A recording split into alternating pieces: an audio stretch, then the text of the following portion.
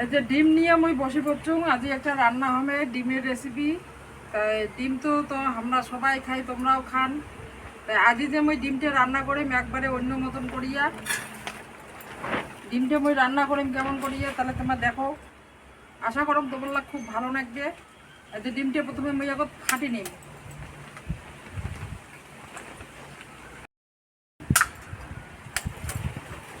এটা কিন্তু হাঁসের ডিম।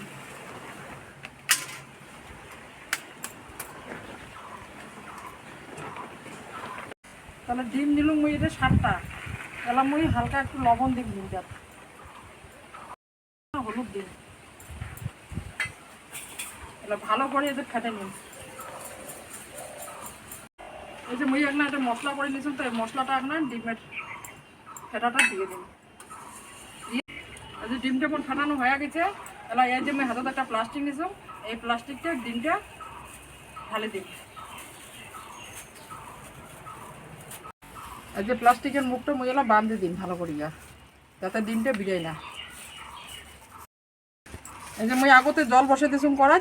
এই যে ডিমটা এলাম ওই জল দিয়ে দিন, দিয়ে এলাম ওই সিদ্ধ করে নিন ডিমটা।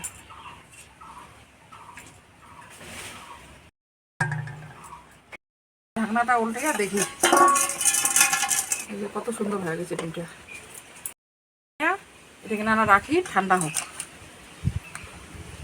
ওদের ডিমটা ঠান্ডা হোক। এদিকে মুই আলুটা আর ডালের বড়িটা ভাজির জন্য কড়াই তেল দিয়ে দিলাম।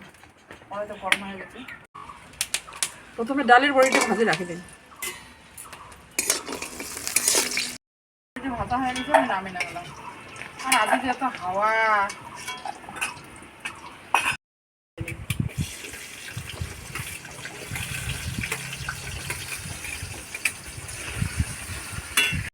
আলু অল্প একটু লবণ দিন, আর একটা হলুদের গুঁড়া। ওদের আলুটা ভাজা হতে থাক। এদের ডিমটা এলাম ওই বাড়ি করি না। আর আজ ছুরিকেন আছে, ছুরিকেন দিয়ে ডিমটা পিস পিস করে কাটি নিন।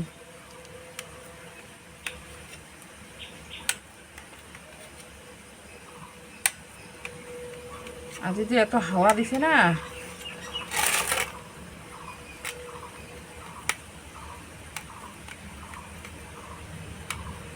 চৌকোনা করে কাটলাম। ভাজা হয়ে গেছে, নইলে আলু তো ভাজাটা করি না। আলু ভাজার যে তেলটা আছে ওই তেলতে মেয়েরা ডিমগুলো ভাজে নিই।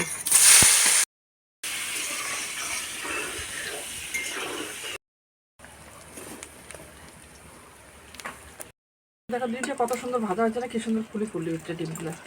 তাহলে মেলে নামে নিই। ওই তেলতে মুই একটু তেল দিয়ে নিই। ডালচিনি আর তেজপাতা দিন, পেঁয়াজি দিয়ে দিন। পেঁয়াজিটা মুই নরম করে ভাজি নিলাম। এদিকে পেঁয়াজিটা আর একটু ভাজা হতে থাক। মুই এটা এখানে একটা মশলা করতাম, ধনিয়া, জিরা, লঙ্কা, রসুন, তার সাথে দিম এলা হলুদ,